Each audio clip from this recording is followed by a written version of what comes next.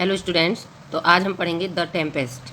इसके main characters हैं एलोंजो, king of Naples, nipple का राजा; सेबेस्टियन, हिज ब्रदर, उसका भाई; Prospero, the lawful Duke of मिलान, मिलान एक जगह का नाम है और वो एक अच्छा कानून मानने वाला राजा था; Antonio, his brother, the usurping duke of Milan, Antonio उसका भाई था;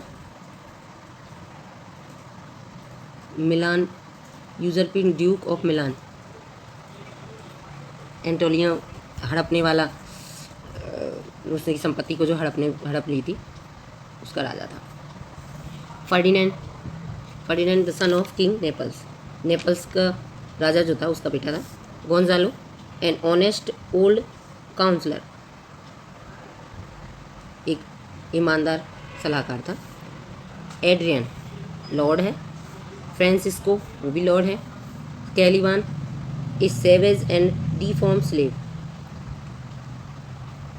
एक गुलाम यानी बुरी आत्माओं का जो गुलाम होता है; ट्रिंकुलो, ट्रिंकुलो ए जेस्टर, यानी कि जो फूल होते हैं जोकर जैसे होते हैं वो स्पीच देते हैं वो; स्टेफेनो, ड्रंकर्ड, पियक्कड़; मिरांडा, हीरोइन भी होती है इस प्ले की, और the daughter of Prospero, Prospero की डॉटर; एरियल, एरी स्पिरिट, यानी एरियल वो है जो एक स्पिरिट होती है, आत्मा होती है; साइकोरेक्स, विजार्ड डेविल, विजार्डेस डेविल, चुड़ैल होती है।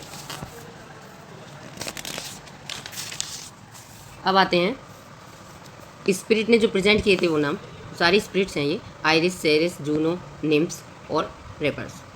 ओके, तो स्टूडेंट्स ये सारे हमारे मेन कैरेक्टर्स हैं। अब मैं आपको इसकी स्टोरी सुना रही हूँ और मैं ये आपसे हर बार कहती हूँ आप इसे ध्यान से पढ़िए और याद रखिए main characters, main incidents, act wise और सीन वाइज, इसलिए मैं आपको लाइन वाइज बता देने जाती हूँ।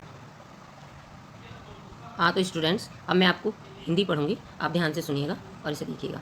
प्रॉस्पेरो अपनी कोठरी में है। मिरांडा के हृदय में उन लोगों के लिए सहानुभूति है जो पोत ध्वंस यानी कि जो जहाज़ था वो बर्बाद हो चुका था, उसमें जो अपना जीवन गंवा चुके, क्योंकि उसने पोत ध्वंस अपनी आंखों से देखा है, उसके लिए वो बहुत ही फील कर रही है सहानुभूति। उसके बाद प्रॉस्पेरो अपनी पुत्री मिरांडा को अपनी बीती दास्तान सुनाता है।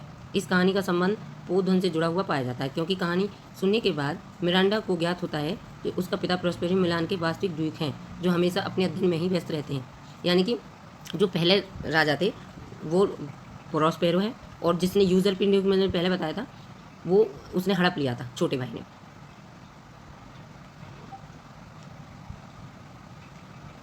अपने अध्ययन में ही व्यस्त रहते थे, जिसने उनके भाई एंटोनियो को उनके राज्य को हड़प लेने का मौका दे दिया।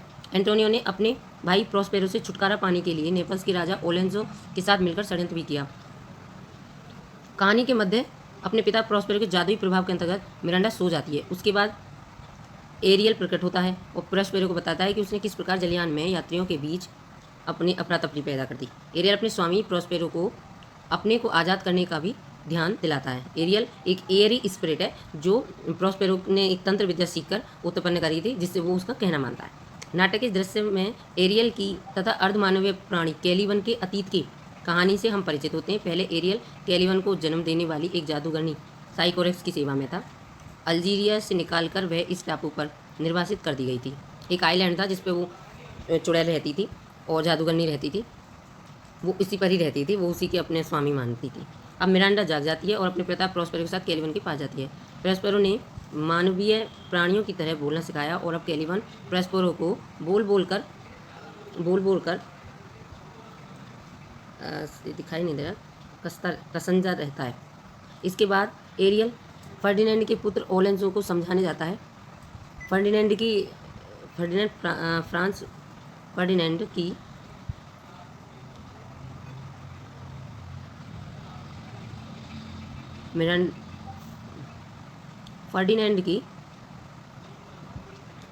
प्रशंसा मिरांडा करती है।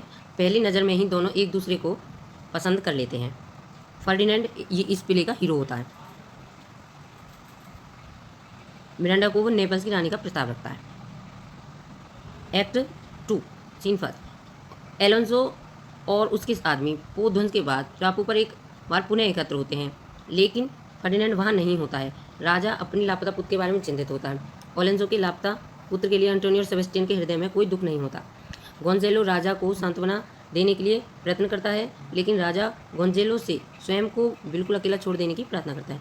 ठीक तभी एरियल अदृश्य रूप में प्रवेश करता है। वह एक गंभीर धुन बजाता है, जिससे गोंजेलो और अन्य लोग सो जाते हैं। जब वे राजा की हत्या करने की कोशिश करते हैं तो एरियल गोंजेलो को जगा देता है। वे दोनों एंटोनियो और सेबेस्टियन को देखकर हैरान रह जाते हैं। अब स्टूडेंट इस एक्ट में जो जो इंसिडेंट हुए हैं वो सब आपको याद रखनी है, क्योंकि ये सारे क्वेश्चन जो आते हैं एक एक लाइन में से आते हैं, अंदर से आते हैं। अब एक्ट 2 सीन 2। ये दृश्य हास्य के तत्वों से भरा हुआ है। इस दृश्य में हम कैलिवन से मिलते हैं। वह ट्रिंकुलो से मिलता है और प्रोफेसर द्वारा उसे यातना देने के लिए भेजी कोई प्रेत आत्मा समझता है। वह स्वयं को छिपाने का प्रयत्न करता है। तभी प्रचंड तूफान आ जाता है। ट्रिंकुलो को बचाने से उसके बाद स्टेफनी ट्रिंकुलो को बचने के लिए कोई उपयुक्त स्थान नहीं मिलता। अंत में वह कैलिवन से मिलता है और ज़मीन पर पसरा हुआ होता है। उसके बाद स्टेफनी, जो एक पियक्कड़ नौकर है, ड्रंकार्ड है, सामने प्रकट होता है। उसे एक अजीब तरह की आकृति मिलती है, जिसके 2 मुंह तथा 2 पैर हैं। इसके बाद स्टेफनो और ट्रिंकुलो एक दूसरे को पहचान लेते हैं। स्टेफनो ट्रिंकुलो को घसीट कर ले जाता है। पहली बार शराब का स्वाद चखने के बाद कैलिवन स्टीफनो का शाही दास बनने की कसम खाता है। अब एक्ट 3। यह दृश्य प्रोस्पेरो की कोठरी के सामने का है। फर्डिनेंड लकड़ी के लट्ठे लाने, यद्यपि उसे काम पसंद नहीं आता, लेकिन वह इसे केवल मिरांडा के वास्ते कर रहा है। सोचती है कि उसके पिता अपने अध्ययन में व्यस्त हैं, इसलिए वह फर्डिनेंड से मिलती है। मिरांडा उसके वास्ते स्वयं लकड़ी लाने के लिए कहती है। फर्डिनेंड मिरांडा के हाव-भाव की प्रशंसा करता है। फर्डिनेंड मानता है कि वह बहुत सी कामनी वालों से मिला है, लेकिन मिरांडा उन सब में अच्छी है, यानी कि फर्डिनेंड को मिरांडा पसंद है। फर्डिनेंड मिरांडा को बताता है कि वह एक राजकुमार मिरांडा के प्रति प्यार की शपथ खाता है, लेकिन उस अपने प्रति फर्डिनेंड की प्रेम की भावना को देखकर मिरांडा अत्यधिक प्रसन्न होती है। मिरांडा फर्डिनेंड की पत्नी बनने के लिए उससे स्वीकार कर लेती है। अब एक्ट 3 में इस सीन में हम स्टीफेनो ट्रिंकुलो कैलिवन से मिलते हैं। कैलिवन उन्हें हत्या की योजना की बात बताए। स्टीफेनो, कैलिवन, ट्रिंकुलो शराब में बुरी तरह अदृश्य रहकर एरियल उन सभी को तंग करता है। उसके बाद एरियल एक मधुर धुन छेड़ देता है और नई तरह का बेजोड़ संगीत ट्रिंकुलो और स्टीफेनो को भयभीत कर देता है। कैलिवन उन दोनों को धोखा देने की कोशिश करता है, क्योंकि इस प्रकार का बेजोड़ संगीत टापू पर अक्सर सुनाई देता है। उसके बाद ट्रिंकुलो, कैलिवन और स्टीफेनो एरियल के पीछे पीछे चल देते हैं। एक्ट 3। नाटक के इस दृश्य में हम ओलेंजो उसकी पार्टी से मिलते हैं। ओलेंजो को फर्डिनेंड से मिलने की अब कोई आशा नहीं है, जो काफ़ी समय से लापता है। एंटोनियो सेबेस्टियन राजा ओलेंजो की हत्या करने के बारे में गुप्त रूप से वार्ता करते हैं। ये मानते हैं कि राजा और गोंजेलो तो सो रहे होंगे और इसलिए वे अपनी योजना को आसानी से फलीभूत कर सकते हैं। अचानक हवा में अजीब और गंभीर संगीत सुनाई देता है। फिर वे बुरी आकृतियाँ नृत्य करने के लिए प्रतीत होती हैं। ये आकृतियाँ राजा को दावत के लिए आमंत्रित करती हैं और चली जाती हैं। ठीक उसी समय भयंकर गर्जना होती है। एरियल प्रवेश करता है और भोज को उठा लेता है। एरियल, ओलेंजो, एंटोनियो तथा सेबेस्टियन की निंदा करता है। एरियल उन तीनों को उनके विनाश की चेतावनी देता है। उसके बाद एरियल गर्जन कर अदृश्य हो जाता। राजा ओलेंजो कल्पना करता है कि समुद्र की लहरें हवाएं तथा गर्जन और स्पेरो पर चिल्ला रहे हैं तथा उसके अपराध की निंदा कर रहे हैं। ओलेंजो सेबेस्टियन तथा निराशा की अवस्था में है। एक्ट 4। प्रोस्पेरो को फर्डिनेंड पसंद है, क्योंकि वह कसौटी पर खरा उतरा है तथा अपनी प्रिय पुत्री मिरांडा का हाथ उसके हाथ में दे देता है, क्योंकि प्रोस्पेरो एक सज्जन इंसान है। प्रोस्पेरो फर्डिनेंड को चेतावनी देता है कि वे अपने प्रेम की पवित्रता साथी तक बरकरार रहे। फर्डिनेंड प्रोस्पेरो को विश्वास दिलाता है कि वे अपने प्रेम की पवित्रता बरकरार रखेंगे जब तक उनकी शादी नहीं हो जा सकती। ओलेंजो के पुत्र फर्डिनेंड तथा प्रोस्पेरो की इकलौती बेटी की सगाई को सम्मान देने के लिए परियां नौटंकी करती हैं। आयरिस तथा सीरिस भी फर्डिनेंड और मिरांडा की सगाई में आमंत्रित होती हैं। ये आपको याद रखने हैं, आयरिस और सीरिस बनाती है। उसके बाद जूनो स्त्रियों की देवी प्रकट होती है तथा प्रेमियों को आशीर्वाद देती है। फर्डिनेंड इस प्रदर्शन की प्रशंसा करता है। प्रेत आत्माएं जिन्होंने फर्डिनेंड तथा मिरांडा की सगाई के सम्मान में नौटंकी में भाग लिया था चली जाती हैं। एरियल उस ट्रिक के बारे में बात करता है जो कैलिवन तथा उसके 2 साथियों पर चलाई गई थी। अब एक्ट 5। यह दृश्य प्रोस्पेरो की कोठरी के सामने स्थापित है। एरियल उपस्थित नहीं है, क्योंकि वह ओलेंजो तथा उसके आदमियों को लेने गया है। इस अवसर पर वह आत्माओं को भी संबोधित करता है। अपनी जादू शक्तियों के जरिए प्रोस्पेरो राजा ओलेंजो, सेबेस्टियन तथा एंटोनियो के होश आवास को वापस लाने के लिए गंभीर संगीत उत्पन्न करता है। क्योंकि एरियल बहुत ही ताकतवर थी और स्पिरिट और प्रोस्पेरो का कहना मानती थी। अपने संबोधन में प्रोस्पेरो गोंजेलो की उसकी वफादारी के लिए प्रशंसा करता है। उसके बाद वह अपनी पुत्री मिरांडा तथा स्वयं के साथ किए गए कटु व्यवहार के बारे में एलोंजो को याद दिलाता है, क्योंकि एलोंजो बुरा था। वह एलोंजो प्रोस्पेरो से माफ़ी मांगता है।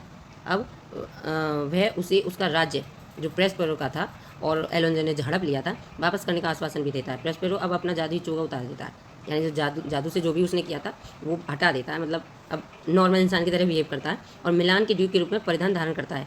वह आगे एंटोनियो से राज्य वापस करने की मांग करता है। तत्पश्चात यानी कि उसके बाद प्रोस्पेरो एलोंजो को अपनी कोठरी में ले जाता है। कोठरी में फर्डिनेंड अपने पिता से अपनी प्रेमिका मिरांडा का परिचय कराता है। अब एरियल अपने साथ मास्टर और अधिकारी को लाता है। उन दोनों के बहुत अजीब अनुभव हैं। अंत में एरियल कैलिवन, स्टेफेनो तथा ट्रिंक्यूलो को ले जाता है। ट्रिंक्यूलो तथा स्टेफेनो उसके द्वारा तुरंत पहचान लिए जाते हैं।